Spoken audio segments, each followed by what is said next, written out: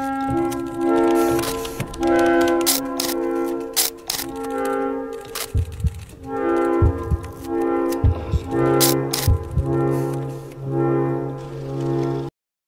will be discussing what is sequence and series. Sequence and series are the basic topic of arithmetic. They are similar to sets, but the difference between them is in a sequence. Individual terms can occur repeatedly in various positions. Good day, ambassadors. So today I will be discussing you sequence. So first, what is sequence? So a sequence is an ordered pair or ordered list of numbers that follows a specific pattern or rule, which each number is called a term. Sequences can be finite or infinite and are typically defined by a formula that allows you to find any terms based on its position. Understanding sequence is essential for studying series, which are the sums of the term of a sequence, allowing students to explore various applications in mathematics and real-world problems. In solving a sequence, you can encounter four sequences, which is arithmetic sequence, geometric sequence, Fibonacci sequence, and harmonic sequence. So, what is arithmetic sequence? Arithmetic sequence is each term is generated by adding a constant difference to the previous term.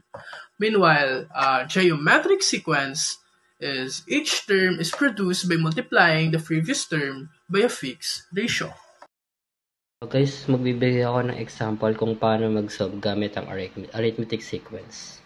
To solve natin tong problem solving na to, gamit yung sequence. So, a side of an apartment building is shaped like a staircase. The windows are arranged in column, has 2 windows. The second has 5 windows, the next is 8 windows, and the last has 11. How many windows are on the side of the apartment if there are 15 columns? So, ang hinahanapin natin dito kung ilang windows meron sa 15 columns. Ito. So, ang ilalagay natin sa given, ang mga windows.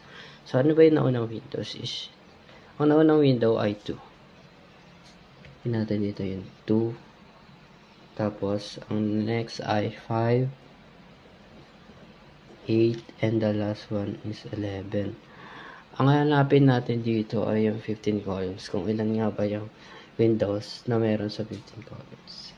Lagyan natin yung A, 15. So, isa-solve natin yan gamit tong formula na to. Okay.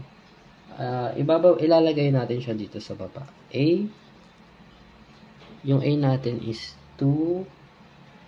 Yung N natin is 15, which is the main na hinahanap natin. And, paano nga ba makukuha yun?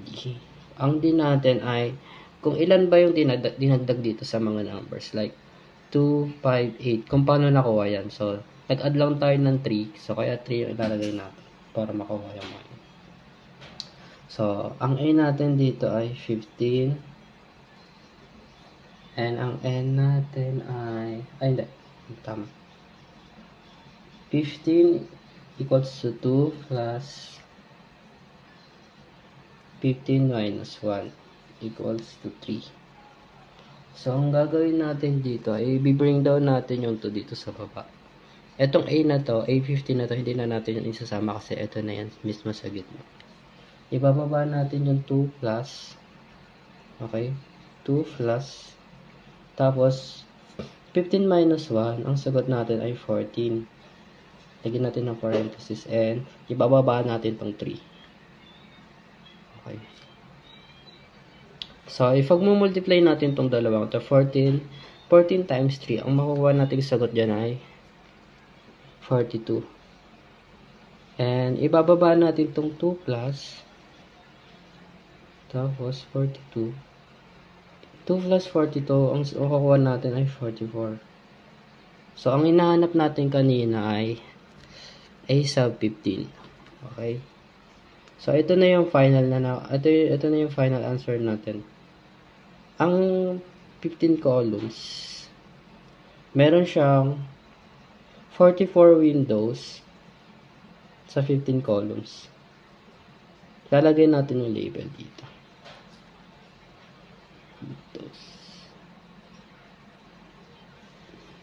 So ayun na yung final answer natin.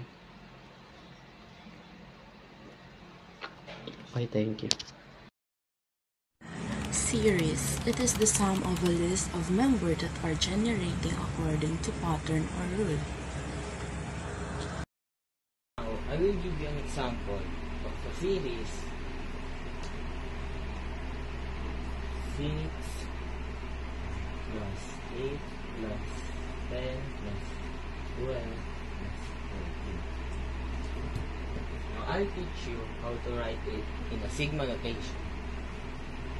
In this series, we have 1, 2, 3, 4, and 5 terms. So, we're going to do 5, 6, 1. Now, let's try and figure out how are we gonna come up with these numbers. So, we can try 3 times 1 plus 3 is equals 6. And 3 times 2 is 6 plus 3 is equals 9. So, it's wrong. We can try 2 times 1 plus 4 is equals 6. We can try 2 times 2 plus 4 is equals 8. 2 times 3 plus 4 is equals 10.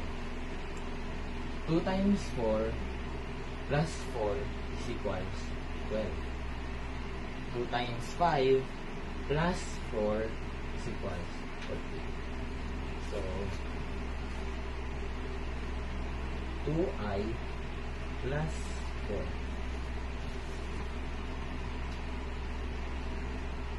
Now, let's try to get the sum.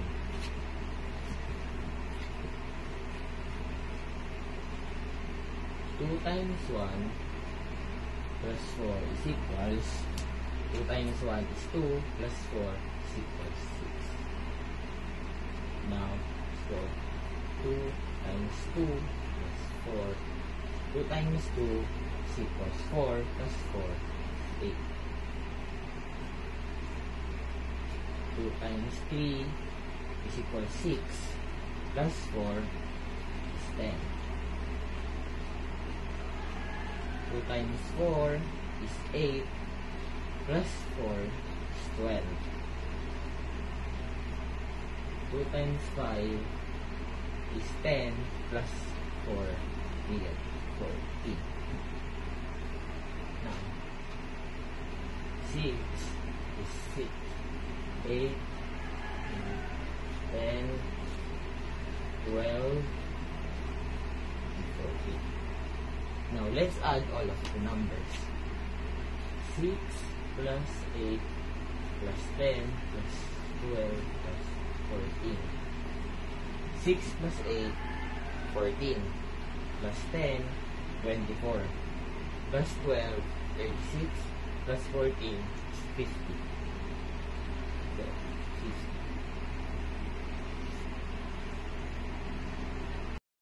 That wraps up our deep dive into series and sequences. We've journeyed from the basics, explored key concepts, and tackled practical problems step by step. By now, I hope you feel more confident and equipped to handle these mathematical challenges. Remember, mastering these topics takes practice, so keep applying what you've learned and don't hesitate to revisit any part of this video as you continue to study. Your progress is built on consistent effort and curiosity. So stay engaged and keep exploring your mathematical ideas. We're here to help you on your learning journey. Thank you for watching.